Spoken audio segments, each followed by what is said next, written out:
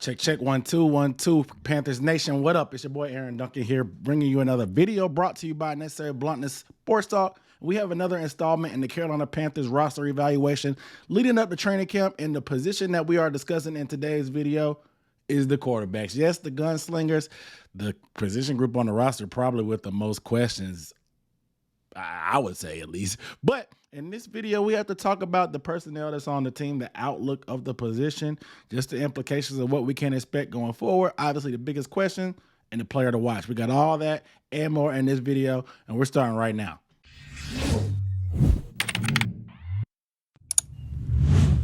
What up, dude? What up, everybody? It's Aaron Duncan here with the Necessary Bluntness Sports Talk, giving you recap and analysis of the Carolina Panthers. So if you want to see more videos about the squad, hit the subscribe button and the bell icon to make sure you get notification every time I drop a video, because I'm doing a whole series breaking down every position group. So make sure you are here in the weeks leading up to training camp. I have a video breaking down a position group. Then I'll have a little bit of video during the week talking about it, whether it's film or a little breakdown of what we can expect from the position in general. So you don't want to miss all this inclusive, intrusive, exclusive breakdowns. Hit the subscribe button, man. But real quick, let me know down below in the comments, how do you feel overall about the quarterback position going into the year? As we get closer and closer to the year, it's looking like Sam Darnold may be that starter. So let me know down below in the comments, how do you feel about that?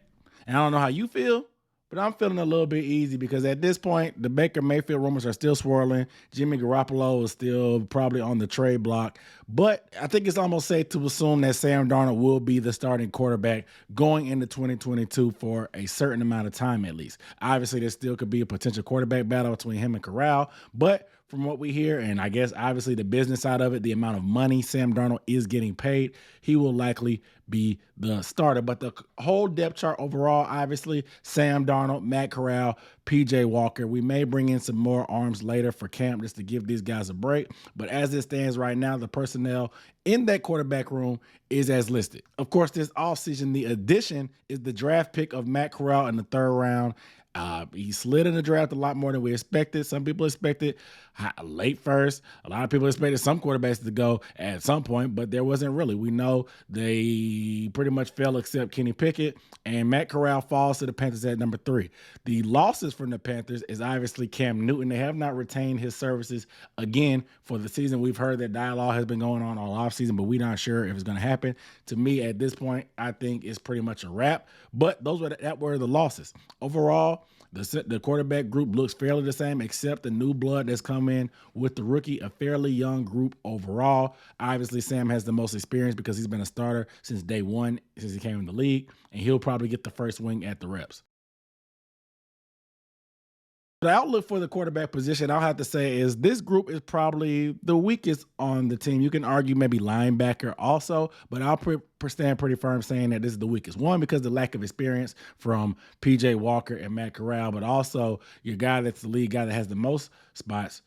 He's a little shaky and suspect. He's one of the worst rated quarterbacks in the league.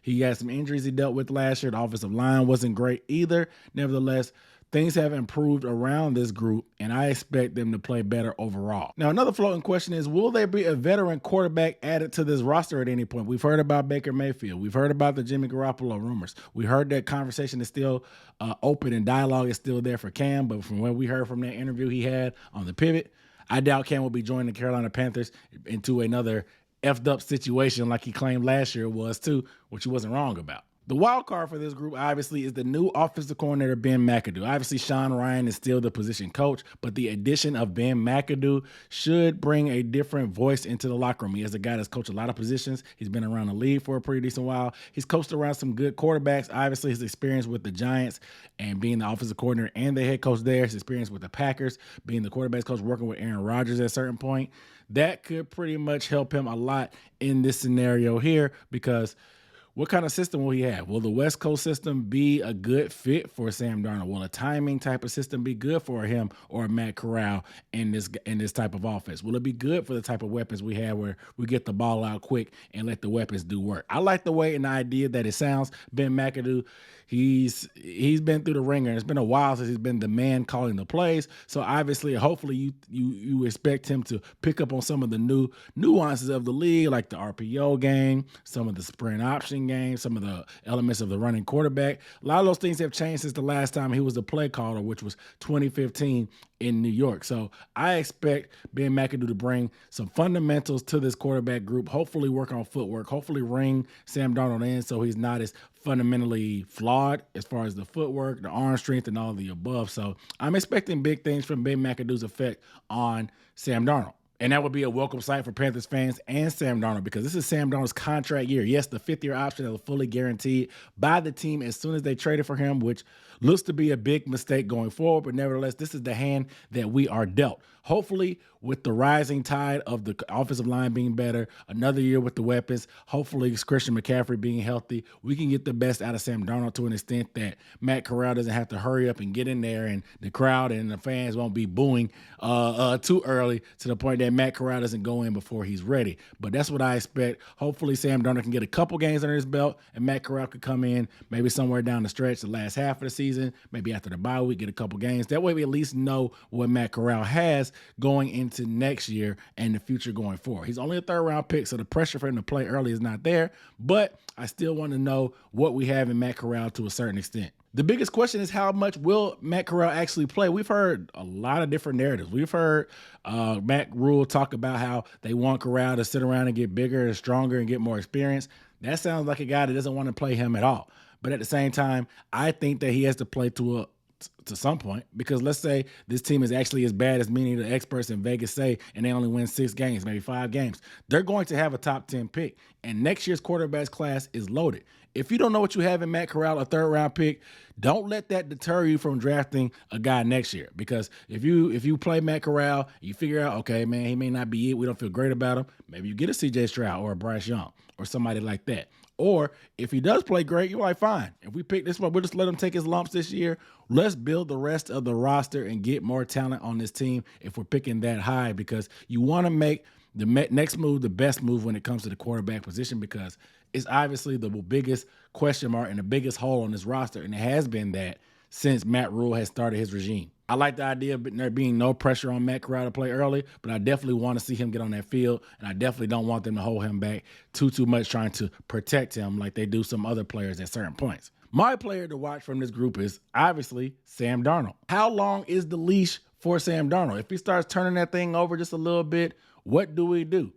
You know, because this schedule is not easy. There's a lot of great defenses on here. Things could get sticky real fast. So how long is the leash? How long do they stick with Darnold? How long do they keep him out before the fans start booing, before the media starts questioning and making Sam Darnold question himself? You know, Sam Darnold, going back to him in his high school days, he's never had a quarterback competition. He's always been so much more talented than the guys on the team that he's pretty much just been the guy, unquestioned. You know, ever since that sophomore year, he played that big-time Rose Bowl game against Penn State. He's been on the scene. He's been that guy.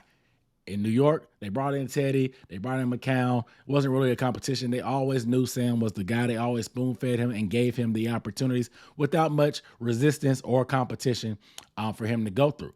This time, it seems like there will be a lot more competition. Maybe the rumors of trades for Baker Mayfield or Deshaun Watson, you know what I'm saying, or Jimmy Garoppolo, or Cam Newton rumors. Maybe those things, and even drafting Matt Corral, maybe those things put the pressure on Sam Darnold. Maybe the competition brings the best out of him finally in his career. Maybe we could turn over a new leaf, especially with the new system. These are all questions. I'm kind of giving him the benefit of the doubt. I'm kind of being hopeful, but we've never seen Sam in this type of scenario. This is the last excuse for him, in my opinion, and giving him the benefit of the doubt that maybe competition will help him out. Besides that, he's been one of the lower-rated quarterbacks in the league, so maybe somebody breathing down his neck will be putting some fire underneath that butt. You know what I'm saying? If you get my drift. And like I said, with upgrades on the offensive line, CMC being back, another year with DJ Robbie, and hopefully the emergence of Terrace Marshall and maybe some tight end involvement, there is going to be the weapons, and the plate is going to be set. The table is going to be set for Sam Darnold to show us what he can do. So let's see what he can do.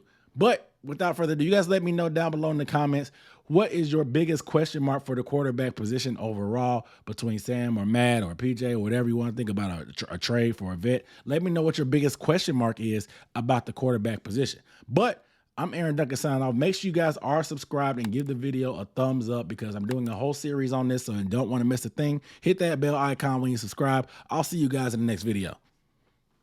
Peace.